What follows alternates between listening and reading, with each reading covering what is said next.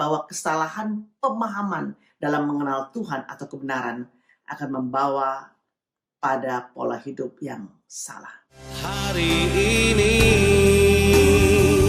ku bersyukur merasakan kasih setiamu. Shalom saudara, selamat pagi. Kita ketemu kembali pagi dalam Morning Devotion. Selamat pagi saudara-saudara, apa kabar? Pembacaan kita pada pagi hari ini terambil dari Injil Markus, pasalnya yang ke-12, ayatnya yang ke-35, sampai ayatnya yang ke-40. Demikianlah firman Tuhan. Pada suatu kali ketika Yesus mengajar di bait Allah, ia berkata, bagaimana ahli-ahli Taurat dapat mengatakan bahwa Mesias adalah anak Allah, anak Daud. Daud sendiri oleh pimpinan Roh Kudus berkata, Tuhan telah berfirman kepada Tuanku, duduklah di sebelah kananku sampai musuh-musuhmu kutaruh di bawah kakimu. Daud sendiri menyebut dia tuannya. Bagaimana mungkin ia anaknya pula? Orang banyak yang besar jumlahnya mendengarkan dia dengan penuh minat.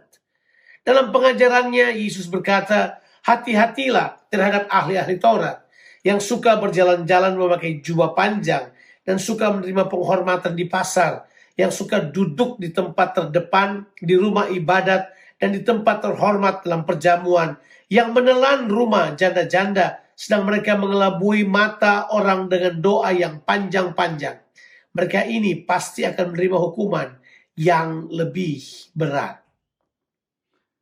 Saudaraku, kalau saudara terus mengikuti dengan seksama, maka kita sedang membahas narasi Markus berhubungan dengan 7 cerita konflik antara Yesus dengan pemimpin-pemimpin agama dan imam-imam kepala serta ahli-ahli Taurat.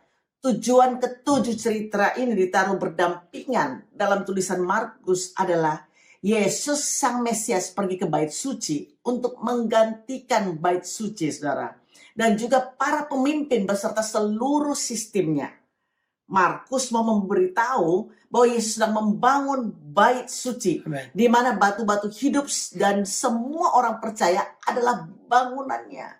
Sebuah bangunan bait suci akan melakukan kehendak Allah. Kali ini Yesus mengajar dan menunjukkan bahwa para ahli Taurat telah salah menafsirkan bahwa Mesias itu hanya anak Daud. Padahal Daud sendiri mengakui bahwa Mesias itu adalah anak Allah. Coba saudara perhatikan, sebenarnya ayat ini dikutip dari Mazmur 110, ayat yang pertama dan ayat yang kedua. Coba saudara perhatikan kata yang dipakai di situ, bahwa Daud sendiri berkata oleh pimpinan Roh Kudus, Tuhan telah berfirman kepada Tuanku.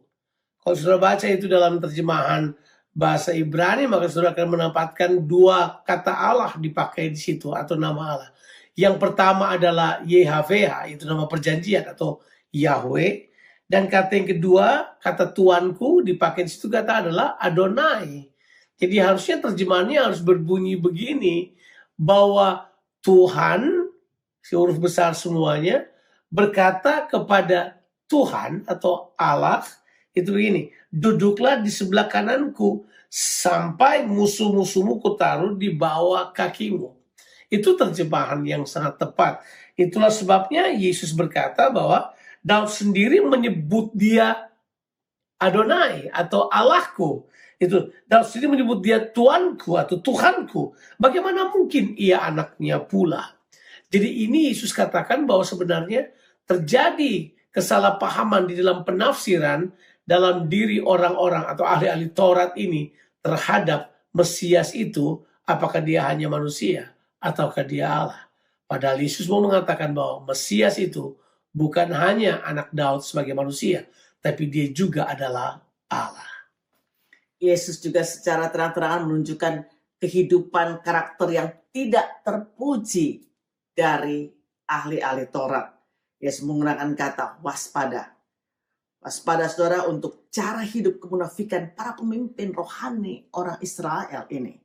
Waspada adalah kata peringatan untuk sesuatu yang dapat melukai atau membahayakan hidup seseorang.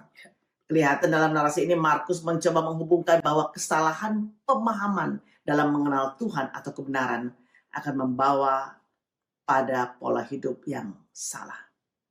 Ya, memang benar kalau kita salah mengenal pribadi Tuhan, kita salah mengenal apa yang Alkitab katakan, tindakan kita akan salah. Misalnya, kalau saya mengenal pribadi Tuhan sebagai Tuhan yang mengasihi, maka saya sebagai seorang akan mengasihi semua orang yang lain. Tidak peduli warna kulitnya, tidak peduli agamanya, tidak peduli bangsanya. Saya akan mengasihi orang tersebut sebab saya mengenal Allah saya adalah kasih.